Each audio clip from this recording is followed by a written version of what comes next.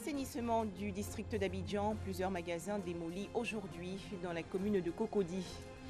Enfin, nous irons à Bougounisso, dans la commune d'Abobo. Ce quartier est réputé pour la fabrication de marmites.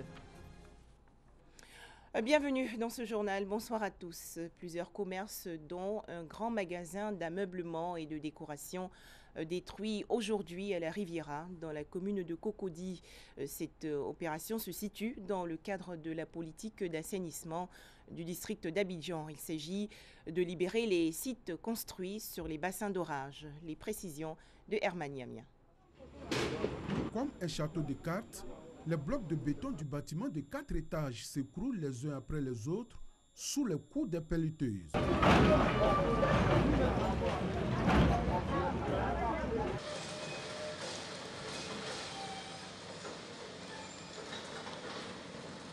Ce centre commercial, 6 au carrefour de la Riviera 3 dans la commune de Cocody, fait partie des constructions à démolir dans le cadre de la libération des emprises d'évacuation des eaux. Les plus heureux, ce sont les riverains, principalement ceux de la cité Alabra.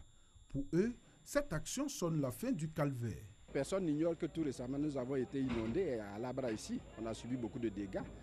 Donc si les conditions de construction de cet immeuble n'ont pas été respectées et que c'est ce qui a provoqué toute cette inondation, c'est bien normal que ça soit détruit pour éviter qu'à l'avenir, il n'y ait encore des morts suite à des inondations. Je suis soulagée parce que j'espère que le caniveau va revenir comme c'était avant, et puis l'eau pourra circuler librement. Il n'y en aura plus d'inondations pour tuer beaucoup de personnes comme ça. Identifié comme étant la cause principale des inondations qui ont fait des morts et de nombreux sans-abri dans ce quartier, ce bâtiment sera complètement rasé, puis suivront les travaux de canalisation. La section du canal que vous voyez derrière, elle n'est pas aussi grande. Déjà que nous sommes en train de descendre avec des caniveaux 100 par 100 qui vont drainer des eaux depuis Abidjan Mall. Et puis du côté de Cap Nord, on a aussi des caniveaux que nous sommes en train de réaliser pour réaliser la voie. Et en lieu de place, il y a des caniveaux qui arrivent, qui vont aussi drainer des eaux. Donc la section du canal sera augmentée. Donc du coup, il va falloir libérer les emprises pour mieux vraiment augmenter la section du canal pour vraiment récupérer tous les eaux qui descendent de tous ces endroits-là. Nous rassurons la population d'Alabra que si ce travail est réalisé, ils n'auront plus de crainte. L'opération de démolition s'étendra au magasin situé le long de la rue en face. Les propriétaires encore présents plient déjà leurs bagages. Dans l'actualité nationale également, le parti unifié, le Rassemblement des oufouettistes pour la démocratie et la paix, a tenu aujourd'hui son assemblée générale constitutive. 5 partis politiques ont répondu présents, le RDR, l'UDPCI, le MFA, le PIT et l'UPCI. La réunion s'est tenue dans la commune de Cocody. Plus de 6 millions d'Ivoiriens inscrits sur le listing électoral provisoire, c'est ce qu'annonce la commission électorale indépendante. Selon la CEI, le document est validé et peut être consulté sur le site www.cei-ci.org. Direction à présent la cité balnéaire de Jacquesville. Plusieurs élèves et enseignants du lycée professionnel ont été récompensés récemment pour leur bon rendement. C'était lors d'une cérémonie d'excellence. On en parle avec Éric Goré. Une quarantaine d'élèves et d'enseignants honorés par le lycée professionnel de Jacquesville. Ces lauréats se sont distingués par leur ardeur au travail.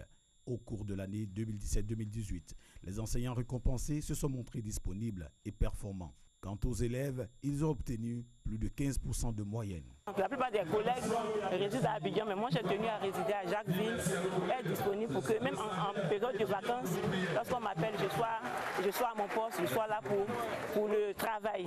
Quand on fait le cours, j'essaie de comprendre, d'assimiler les choses et quand j'arrive à la maison, je fais les résumés de certains cours qu'on fait. Souvent je dors à 4 heures, 5 heures. Cette cérémonie d'excellence est une politique qui va galvaniser les élèves du lycée professionnel de Jacquesville. Selon le directeur et le représentant du ministre de l'Éducation nationale, de l'enseignement technique et de la formation professionnelle. Nous voulons à travers cette cérémonie encourager ceux de nos meilleurs élèves qui se sont distingués, mais en même temps interpeller les autres au travail. Et c'est pareil pour le personnel. Le mot particulier vient du ministre de l'Éducation nationale, de l'enseignement technique et de la formation professionnelle qui à peine la passation des services hier, nous a envoyés sur le terrain ici pour encourager les élèves à l'excellence et au mérite et au bon travail. Un passage de flambeau entre les élèves de la 3e année et ceux de la 2e année a eu lieu. Le lycée professionnel de Jacquesville forme dans plusieurs filières, dont la maintenance électromécanique, la maintenance mécanique, la chaudronnerie et la soudure.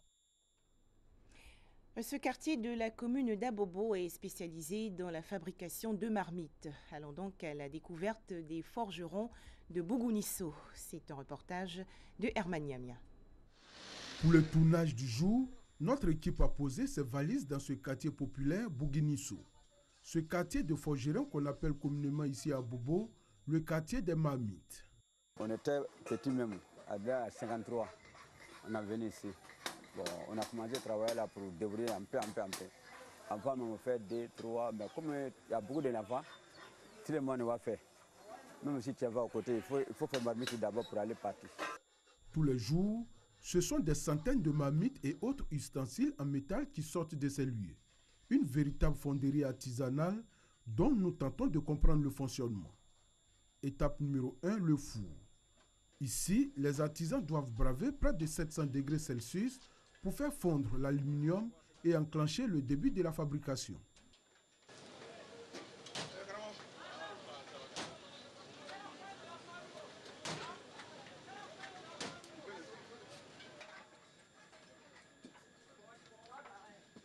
L'aluminium liquide obtenu place au moulage.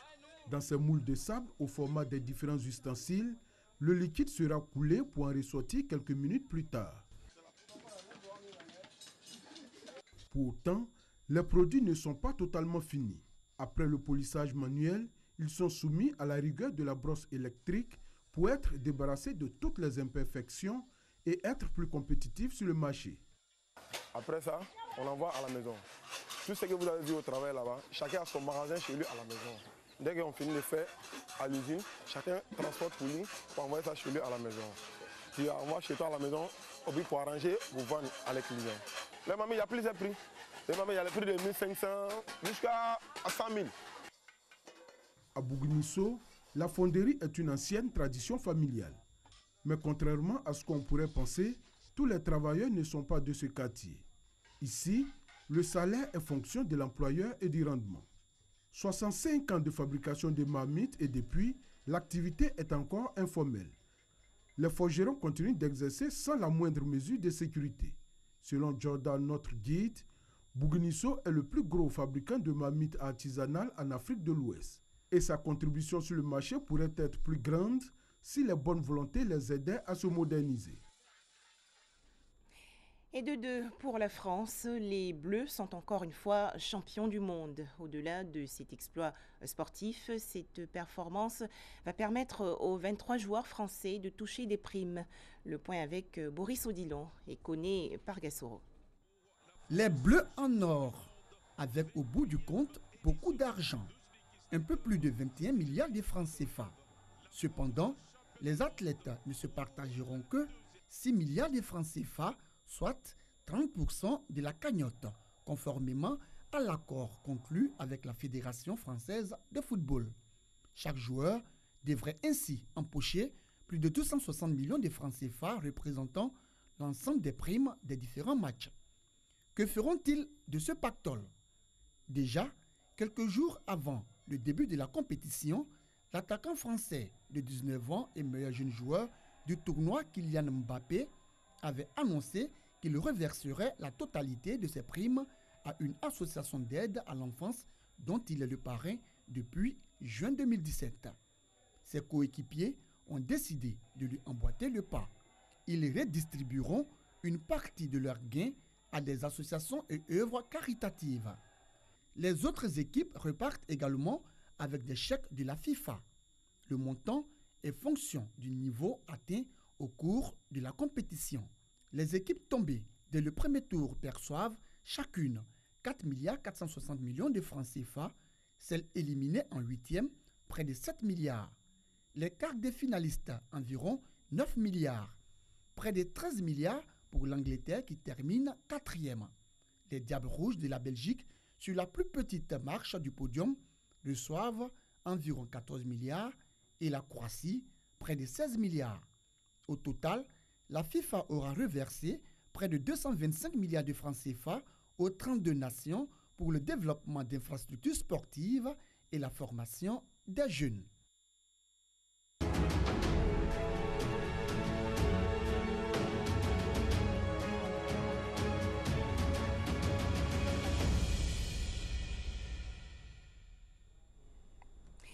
L'exploit français, on en parle justement dans le petit mondial. Bonsoir Boris. Bonsoir Juliette. Scène de liesse hier chez les Bleus après la victoire en finale. Ouais, depuis l'ère de jeu, après le coup de sifflet final de Pitana, les Bleus ont festoyé sur le terrain et la fête a continué jusque dans les vestiaires où ils ont été rejoints par le président français Emmanuel Macron. Regardons.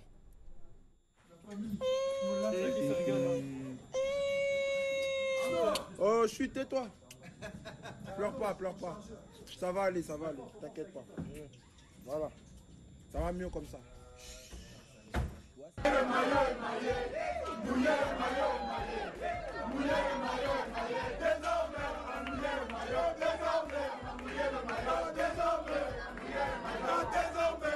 To you, to all of you. Yes sir. Vive la France. Président, c'est quoi le nouveau geste maintenant? Ah ouais,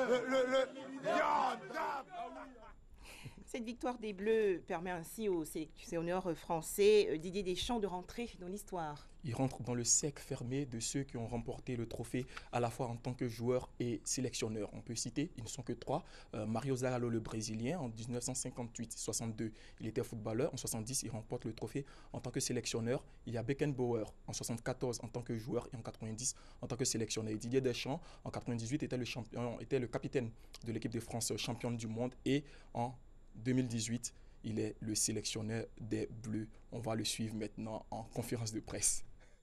In English, please. Oh, sorry. No.